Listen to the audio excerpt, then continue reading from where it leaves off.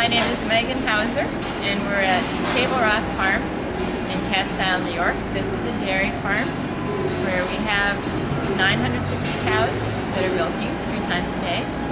We have 100 cows that are getting ready to give birth, not milking. And we also raise heifers that'll become the future of our dairy herd. And what exactly are heifers for people that might not know about dairy animals? Heifers are female animals, anywhere from being born up to freshening until they give birth. And this barn that we're in right here, what is this called, and what are these animals behind us, and where are they in their lactation? This is a freestyle barn, so that means that the cows that are in these groups have a choice of wherever they wish to lay down. You can see that they are very curious. They're laying on water beds, so one of the key things on Table Rock Farm is cow comfort. You can also see, we're not running right now, but we also have misters in these groups, so in summertime, when it gets warm, we have fans and misters to keep the cows comfortable. These groups are cleaned 3 times a day, and they're also bedded with sawdust every other day, so really working to keep these animals as comfortable as we can. One of the key things at Table Rock. And it's pretty chilly out because we're in the middle of the winter. The cows don't mind the cold at all? You know, I've heard it said, and I think it's a good description, that humans like things warmer, but when we're starting to get chillier, we say, oh, I better put on a sweater, just about when cows find things comfortable. So as long as the barn isn't drafty, cows can be very comfortable at this cooler temperature. And do they like being all together? Are they social creatures, or? Cows are very social, and they also are very much creatures of habit. So we try to make their days just as mundane and routine as we can. Cows like to have things the same every day. And can you tell us a little bit about the farm operation here at Table Rock? Sure. How many employees? What the typical day is? Do you raise your own crops? How many acres? That kind of thing? Sure. The farm here itself started in 1918 with my great-grandparents, Scott Calvin and Florence Holmes De Golyer. They were not farmers. My great-grandfather was a civil engineer, and he came out here to do some work and realized he loved the area, and then bought the farm without even consulting my great-grandmother. But they made the best of it. They raised their 4 children here, and my brother and I are the 4th generation on the dairy.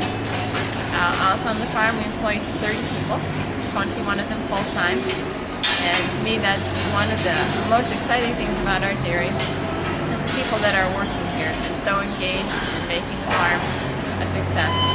We have people that have been here anywhere from 1 year to 50 years, and so many of them knew me when I was first walking around with Heifers, but really have a real breadth of knowledge and information about the farm and the animals.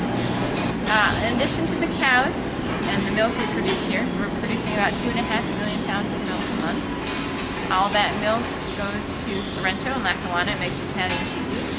But in addition to that milk, one of our crops, we're also growing about 1,600 acres of primarily corn to feed our cows and alfalfa and grass to feed our cows. We also have a small amount of peas that we grow for humans to eat. And then our third crop on the farm is the nutrients that the cows make, or the manure that they make. So we use that manure to grow the crops that the cows are eating. The cows produce milk, and they also produce more manure to keep that agricultural cycle going. So it all comes full cycle, huh? Mm-hmm. And do you spread manure every day, or how do you do that? And a little bit about manure, because a lot of people, it's something they might not want to talk about, but they might go out to the farm and they smell it or they see it. How do you guys, deal with the manure? Sure. Well, we follow a plan that's written up for us through our Crop Management Association that very much prescribes how we handle our manure, when we're going to be using it, so that the crops can best utilize the nutrients that we're putting down. What part of your job do you enjoy the most? Well, there's a lot of things I enjoy about my job. One, as I mentioned before, is the people I get to work with every day, both the employees that are here at Table Rock Farm, as well as the neighbors we have. We have a number of very talented neighbors doing lots of exciting things in dairy. We also enjoy the different people, say with Cooperative Extension, where we can learn a lot of information about how to improve what we're doing. So people would be one thing.